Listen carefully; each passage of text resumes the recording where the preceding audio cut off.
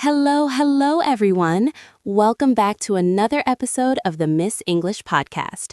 I am your host, Sochiata, and today we are diving into a topic that hits close to home for almost everyone.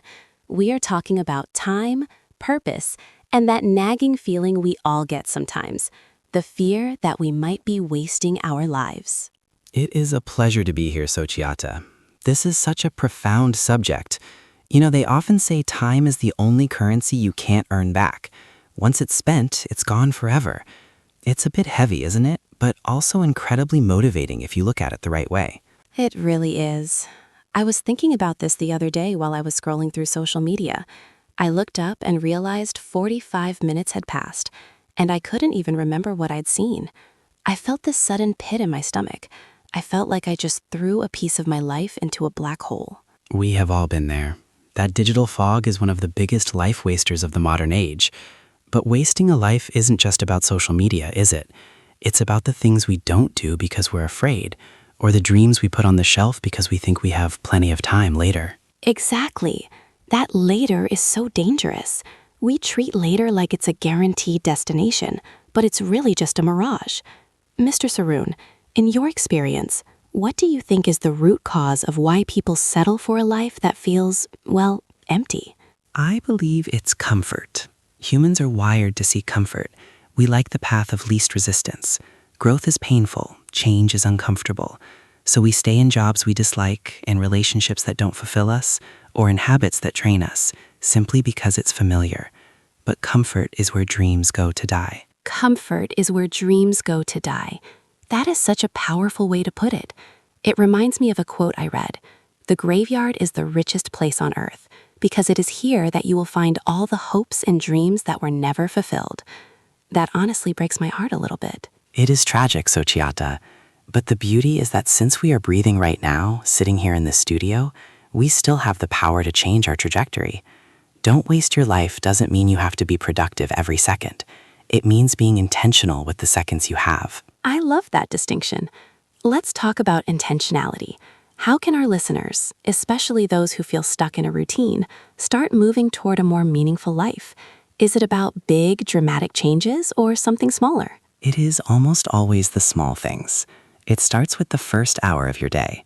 If you wake up and immediately react to the world, checking emails, news, or notifications, you've already surrendered your agency. If you want to stop wasting your life, you must reclaim your mornings.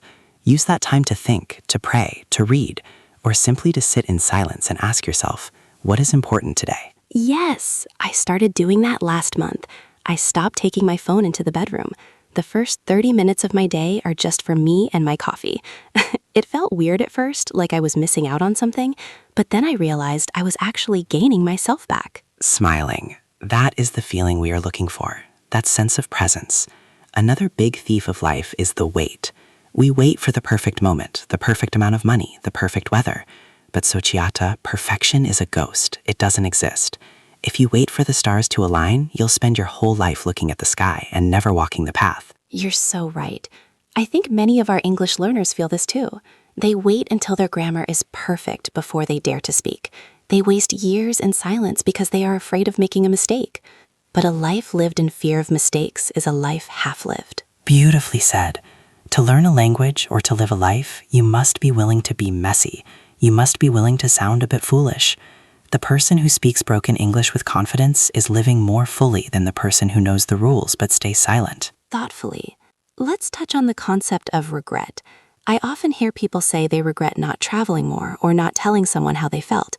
How do we deal with the regret of time we've already wasted? You acknowledge it, you learn from it, and then you leave it behind. Carrying the weight of wasted years is just another way to waste the present. Think of it like a rearview mirror in a car. It's useful to glance at to see where you've been, but if you stare at it while driving, you will crash. Focus on the windshield. The road ahead is much bigger than the road behind. That is such a comforting image. Focus on the windshield. I want to ask you something more personal, Mr. Saroon. Was there ever a moment in your life where you felt you were wasting it, and how did you pivot? Reflectively. About 15 years ago, I was in a high-paying corporate job. On paper, I was successful, but I felt like a ghost. I was working for a paycheck, not a purpose. I remember sitting in a meeting, looking at the clock, and realizing I was wishing my life away just to get to the weekend. That was the wake-up call. I realized I was trading my soul for security. I left that world to teach and to mentor. I have less money now, but I have a much thicker life. A thicker life. That is such a powerful way to put it. It's not about the length of life, but the depth. Sometimes we are so focused on surviving that we forget to actually be alive. To everyone listening, if you're in that meeting right now, or if you're doing something that makes you wish the time would go faster, please pay attention to that feeling. Nodding in agreement. Listen to your soul's boredom. It is a signal. It's telling you that your potential is being suffocated. Don't ignore it. Start building a bridge to where you want to be, even if you only lay 1 brick a day. 1 brick a day. That is manageable. That is something we can all do.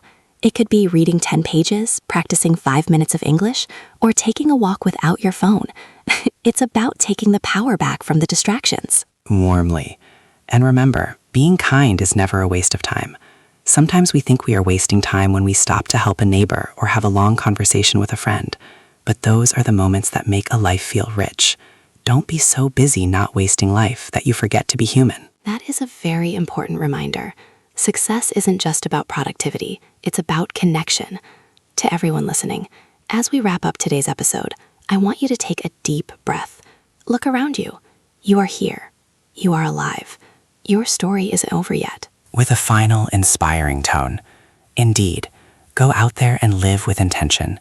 Don't let your life happen to you. Happen to your life. We believe in you. Cheerfully. Thank you so much for joining us, Mr. Saroon. This has been such a meaningful conversation. And to our listeners, thank you for spending your precious time with us. We hope we made it worth it. Until next time, don't just exist, live. This is Miss English Podcast, signing off. Warmly. Goodbye, everyone. Take care.